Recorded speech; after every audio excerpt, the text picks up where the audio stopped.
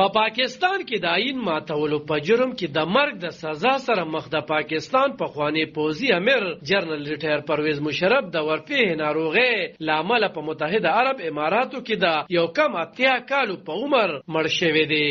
د هغه کورنۍ د نوموړي د مړینې پخلی کړی دی او وایي چې پاکستان ته یې مړی په وړلو سوچ کولی شي. ښاغلی پرویز مشرف د تېرې مودې راسې په یوه سخته ناروغۍ اخته د دوبۍ په امریکن هسپتال کې د علاج لاندې و. تیر کال په 10 جون د مشرف کورنۍ ویلي و چې هغه مشرف د یو مشکل وخت نه تیریږي، اندامونه یې کار پرېښي او بچ کېدل یې ممکن نه دي. دعا کوي چې د ژوند پاتې ورځې اسانې شي.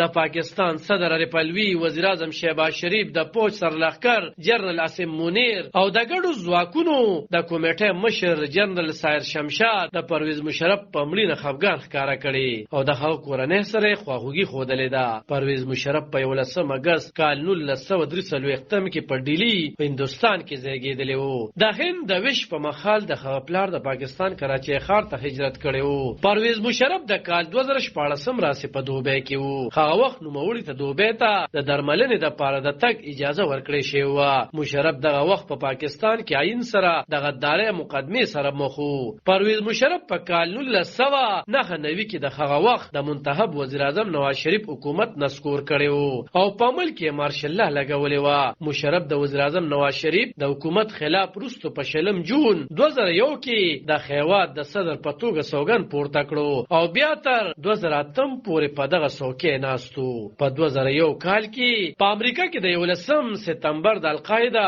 د خونړو حملو وروسته پاکستان د واشنگټن په غوښتنه د ترهګرۍ خلاف په نړیواله جګړه کې شامل شو.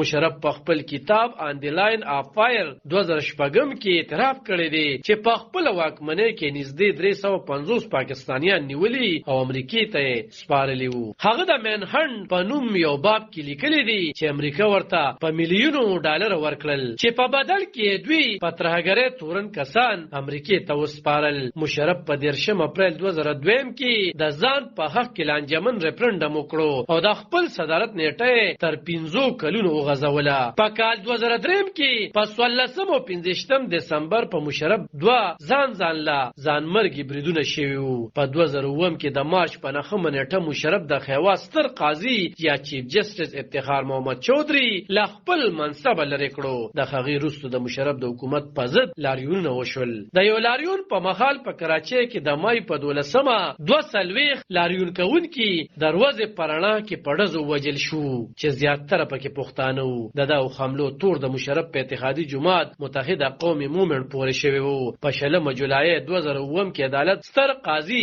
بیا بحال کړی وو. په 3 نومبر 2009 کې مشرف په خیوات کې آئین معطل کړو او بیړنی خال یې نافذ کړو. د مشرف په دور کې په نور متنازع پریکړو کې د پاکستان په حدود آرډیننس کې بدلون، د سرخار اسلام آباد په جامع حفصه او لال مسجد کې پوځي عملیات، په دغه عملیاتو کې تر 100 زیات کسان وجل شوي وو. همدغه شان د اکبر بګټي وجل او د ټي ټي پی راتلل د کارنامې وي. د کال 2019 په 18 سپتمبر د مشرف په ضد د غدارۍ مقدمه اوریدونکو ځانګړي عدالت د آرټیکل 6 لاندې د عمل سره د غدارۍ په جرم ثابتېدو هغه ته د مرګ سزا ورولې وه. د یاد ځانګړي عدالت مشر جسټس وقار احمد سیټ مرحوم د فیصلې په 16 پیراګراف کې ویلي وو چې پرویز مشرف ته راوستې شي، سزا دې ورته ورکړې شي او که هغه مړ ترلاسه شو هغه دې راښکل شي او د اسلام آباد په ډي چوک کې د 3 ورځې ځوړن کړل شي. وروسته د مشرف د طرف لاهور های کورټ ته د یادې فیصلې په ضد خواست شوی وو او په جنوري 2020 کې د لاهور های کورټ د عدالت لا قانون ګرځولې کم چې مشرف ته د مرګ سزا ورولې وه او یاد عدالت ویلي وو چې د پخواني پوځي صدر په ضد د غدارۍ مقدمه هم د قانون تر مخه نه ده جوړه شوې. علب خان شیرپو دلبر نیوز 400 په پاکستان کې